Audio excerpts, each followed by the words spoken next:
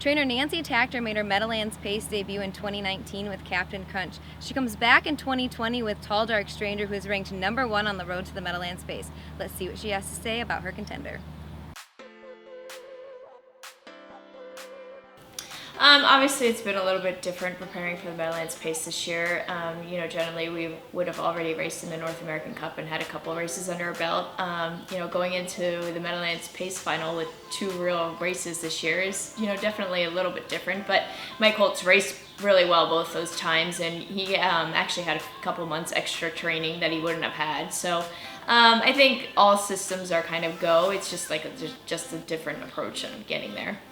Let's go back to his first start this year. You had to race him against the older horses. Was there any real concern? No, not really any concerns. I know he's a good colt, and I knew we were going to race him, off the pace, and that's kind of, I personally think his best way of racing is actually off the pace, and, I knew they were going to go enough, and he had a good qualifier under his belt, so there wasn't any concern.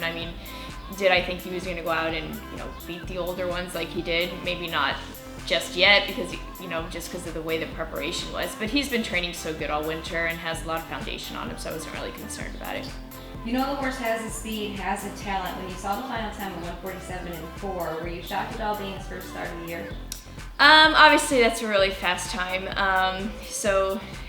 47.4 first start of the year, just like off of quarantine, is a good mile and everything like that. I knew that he had the ability to go that type of time, so I wasn't really surprised about that at all, but maybe not the first start of the year. He looked really good in his elimination, took control early in the mile, and paced on strongly in 26.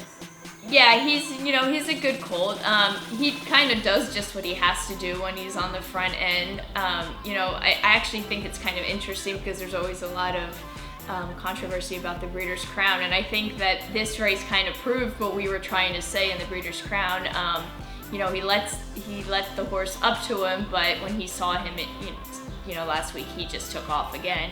And in the Breeders' Crown final, he had blind bridle on, so he couldn't see the horse coming at him. So he really was coming back, when Poppy Rab did pass him in the Breeders' Crown. But he's just a good bull. He gets it done. Stranger came out of the race great.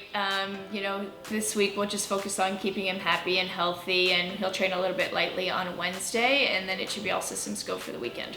How do you feel going into the final this week?